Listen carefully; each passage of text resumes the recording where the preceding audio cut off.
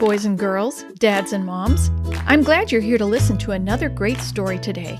As you may see from the title, this week I am sharing a Christmas story. You may be thinking, but we haven't even had Thanksgiving. It's not December yet.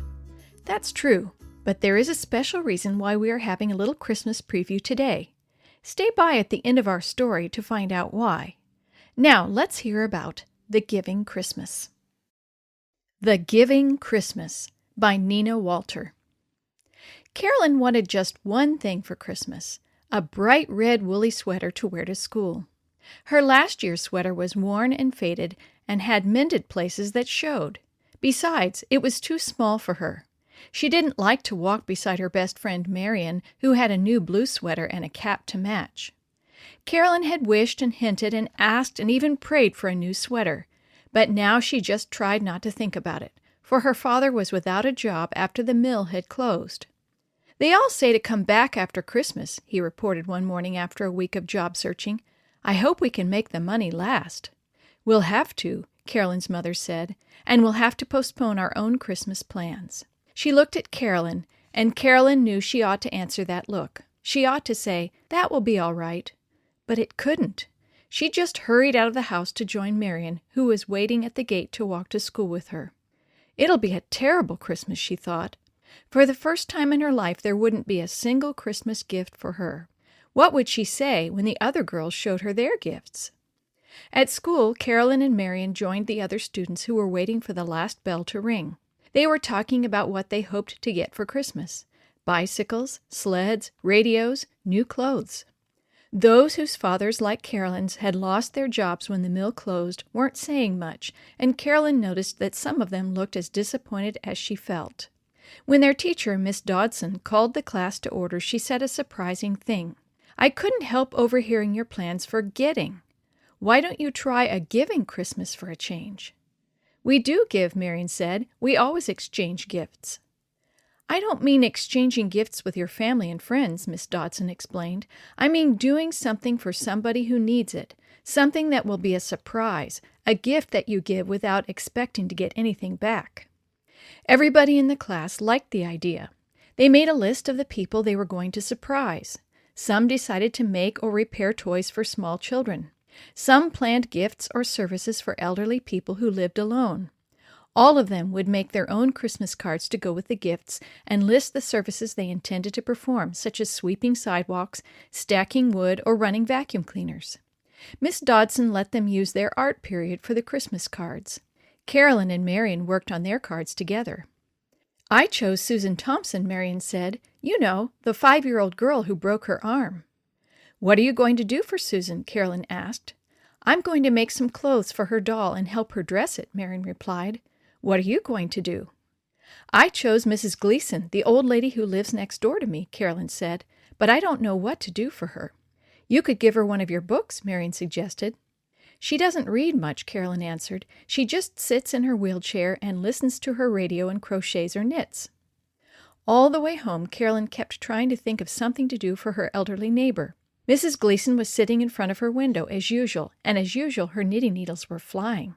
When she looked up and saw Carolyn, she waved, and Carolyn waved back, and right then an idea popped into Carolyn's head. She thought about the pile of old magazines in the attic. When she was younger, she had enjoyed cutting pictures out of them. She remembered the needlework pages and the scrapbook she had never used. "Now I know what my gift will be," she said aloud as she hurried home to begin. Every day for a week, Carolyn spent some time in the attic, cutting and pasting. At last, she had a scrapbook full of knitting and crochet patterns. "I hope she likes it," she said as she showed her mother the book. "I'm sure she will," her mother assured her. "She's always borrowing patterns from other people. You found some lovely ones in those old magazines." On Christmas Eve, Carolyn wrapped her gift in some bright paper she had saved from the last Christmas. She tied it with a cord she had made by twisting red and green yarn together, and she slipped her Christmas card under the cord. Then she took the package to Mrs. Gleason. "A present for me!" the woman exclaimed. "How lovely! I haven't had a present for ages. I wonder what it can be." "Open it," Carolyn urged. "I made it myself."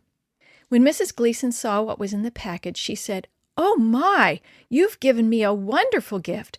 I can't thank you enough. If only there was something I could do for you. Oh no, Carolyn said. Our class made this a giving Christmas instead of a getting Christmas. That's a good idea, Mrs. Gleason said. A giving Christmas. I'd like to have a part in it. She looked at Carolyn. You need a new sweater. That one is about worn out. I know, Carolyn murmured. I have a lot of red yarn left over from the brother and sister suits I knitted for Mrs. Blake's twins, Mrs. Gleason continued. How would you like to use it to make a sweater for yourself? I couldn't, Carolyn said. I don't know how. Mrs. Gleason smiled. If you come over after Christmas, she said, I'll teach you to knit. Then you can make your own sweater. Would you like that? Oh, yes, Carolyn exclaimed. I'd love to learn how to knit. Will you really teach me?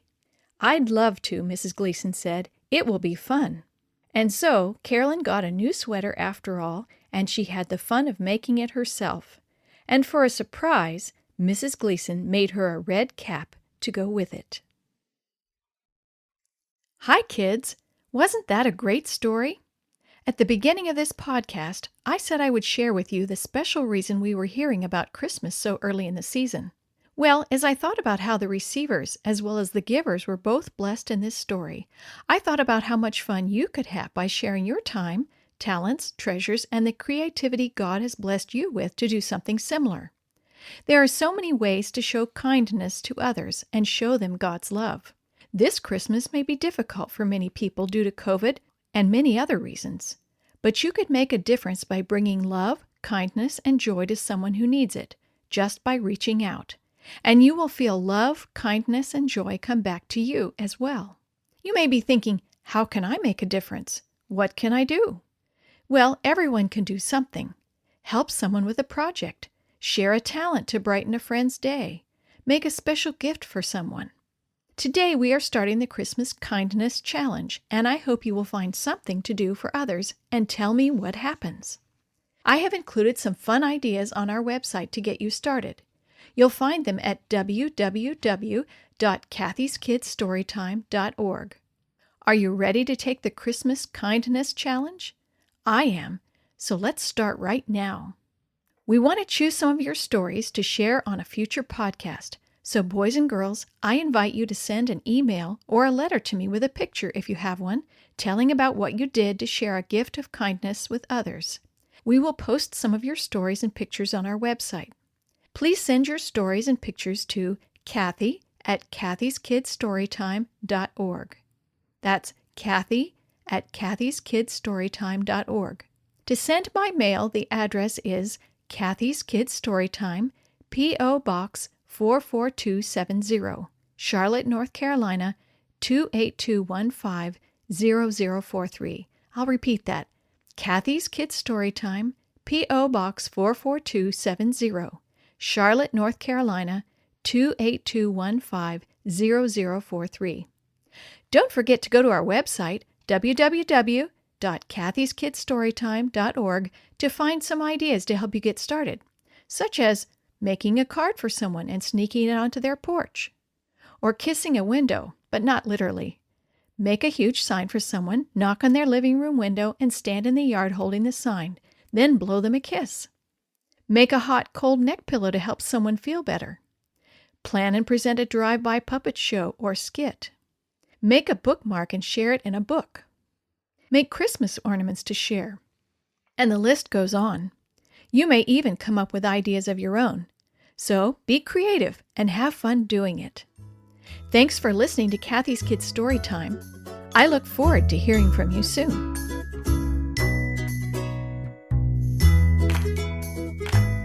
The story you have heard today is from Guide's Greatest Stories, written by various authors and compiled by Randy Fishel, and used with permission from the Pacific Press Publishing Association. If you're interested in any other books published by the Seventh-day Adventist Church, please visit AdventistBookCenter.com or call 1-800-765-6955.